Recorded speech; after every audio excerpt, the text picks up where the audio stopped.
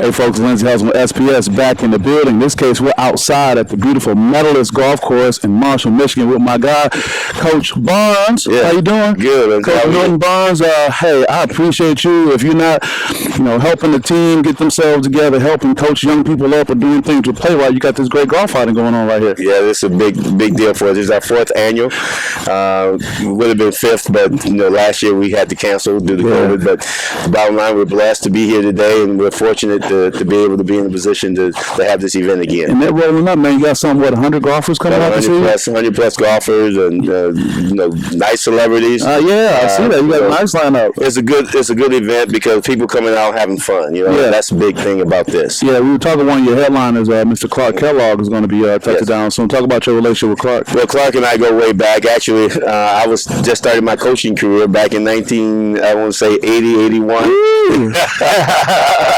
And I got the misfortune of being the assistant coach at Kent State University, and we had to go play Ohio State right off the bat. Wow, out the gate. So right out the gate. Yes. But Clark and I since then we crossed paths so much during the college seasons. I was a college coach for a number of years, and he and I connected and been in the NBA and likewise continuing to stay in touch. And our friendship just grew and grew, and so he's just a great individual. Sure. And I'm thankful for the fact that he was willing to come out on his own time and really spend some time with us. Yeah, I saw some other names. I saw some of your former players. I saw Willie Burton. I saw Grant Long's name teed up. I saw Tico Ducker. What is it about Milton Barnes that can still bring him out like that? Well, I think it's maybe a credit to my history, my reputation. People know me, may not always like me, but they respect me. They respect you. They know what I stand for, and I think that's the bottom line. That's the most important thing, and that's what these guys, I think, are real evidence of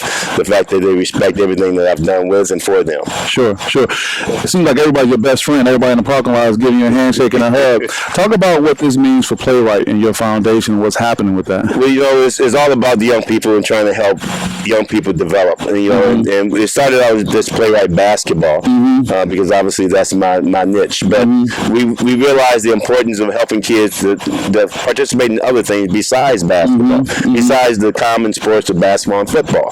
So we introduced golf, we introduced tennis. Wow. We started up T-ball this year for the younger kids.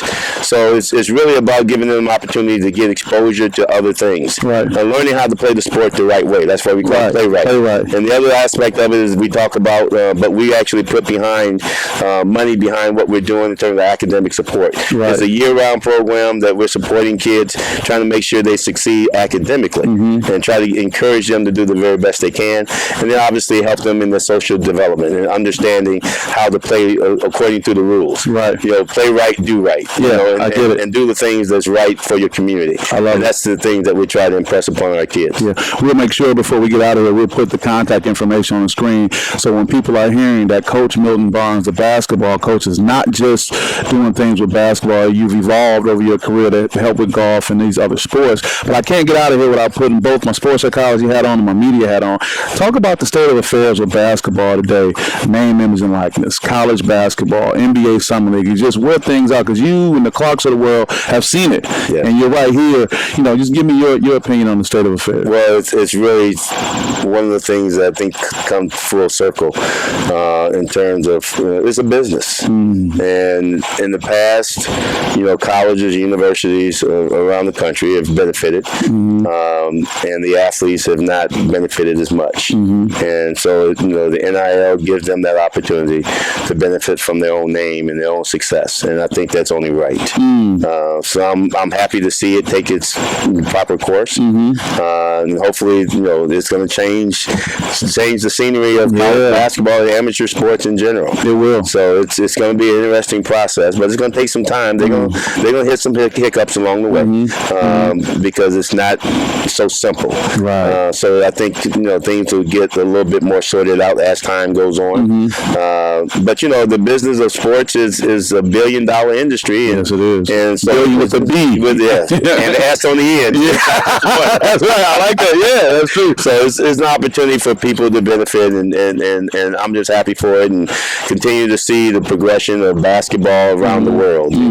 Just watching the USA basketball, seeing them win the gold, it was great to see them do that, but also also continue to highlight the fact that, around the world, people are playing the game of basketball, and we got to continue to teach, how to play the right way. Play it right. And that's why we call it play right. Exactly. So that's what we're about. Exactly. Last thing I'll say, you've had a storied career, professional level, collegiate level, and even with high school. What advice can you give both to young player, male and female, and young coach, male and female, right now in 2021 going forward? We were just talking about that last night, how much has changed. Willie Burton and I, Eric Wilson. Was y'all banging the table when y'all was talking about it?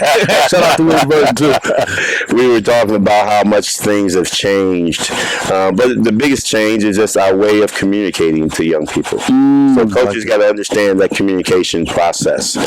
Kids don't necessarily understand things because they're going to question things, and not out of disrespect, but out of curiosity and learning what is the right way to do things. Let me emphasize that. You say them questioning things in your experience is not necessarily out of disrespect. This is part of the learning process, which is contrary to how we came up, and we thought that was the ultimate, disrespect. So you've learned that. I've learned that. The easy way or the hard way? The hard way.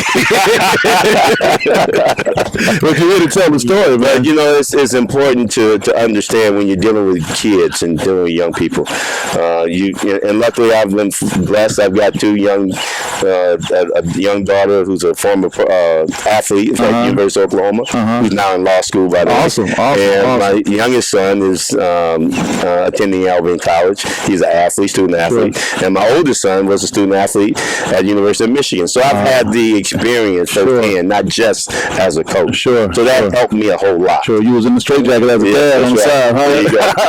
We're going to let you get back to your great patrons at this great event. Will you be able to get out and hit a ball or two? Or I probably won't. It's hard for me. I want to make sure everyone else is having a good time. Yeah, well, I know I want to come next time and be here. Well, I appreciate you. I appreciate our friendship. Great job. We're going to support Playwright. Lindsey Holston with Coach Milton Barnes at the Medalist Golf Club for the Playwright Golf Outing. You need to get out here and support this great program. See you guys next time. Thank you.